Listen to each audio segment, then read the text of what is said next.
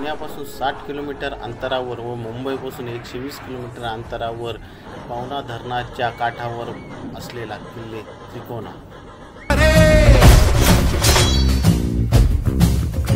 कडेलोट भयभीतीचा अंधार मौज वाटे तुडवीत रक्त माती हे चालती मराठे भले हो संकटाची पायरी विशाल उरात मंत्र ठेवी पेटती मशाल।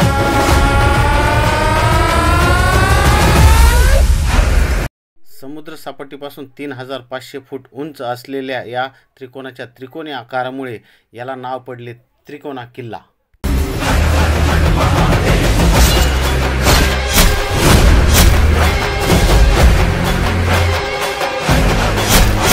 त्रिकोणा किल्ला हा गिरिदुर्ग किल्ल्यामध्ये मोडतो। जरी हा गिरिदुर्ग किल्ल्यामध्ये मोडत असला तरी गडावर जाण्याची वाट सोपी आहे।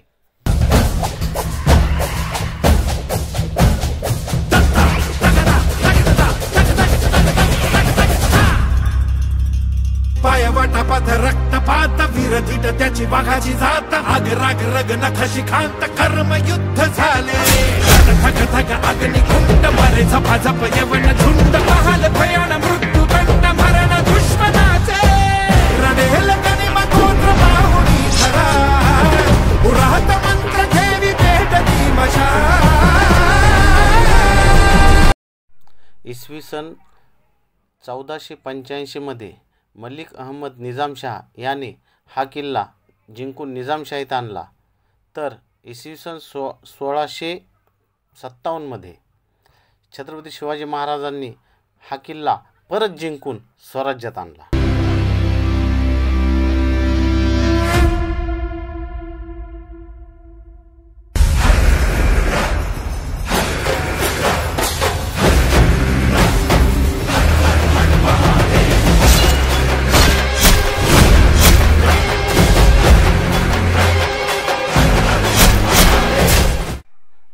जून 1665 साली झालेला ऐतिहासिक पुरंदरचा तह यामध्ये जयसिंग राजे यांना 4 लाख होनाचा मुलक व 23 किल्ले देण्याचे मंजूर केले होते। त्यापैकी 23 किल्ल्यापैकी एक किल्ला त्रिकोणा किल्ला।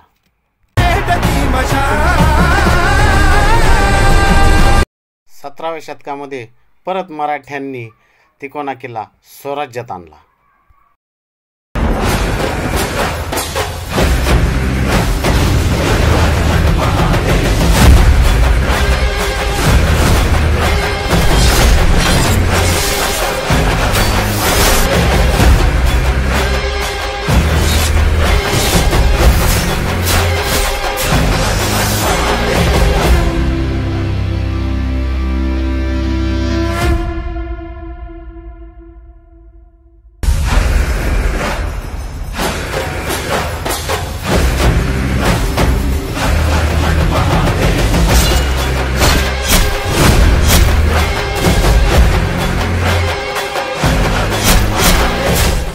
शत्रूच्या हल्ल्यापासून स्वराज्याचे रक्षण व्हावे म्हणून हा किल्ला महत्त्वाचा होता।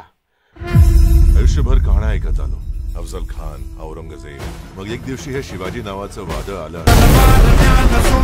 शिवसैन्य सज्ज झाले, देहात वीज विजली, पायात वेग वारे,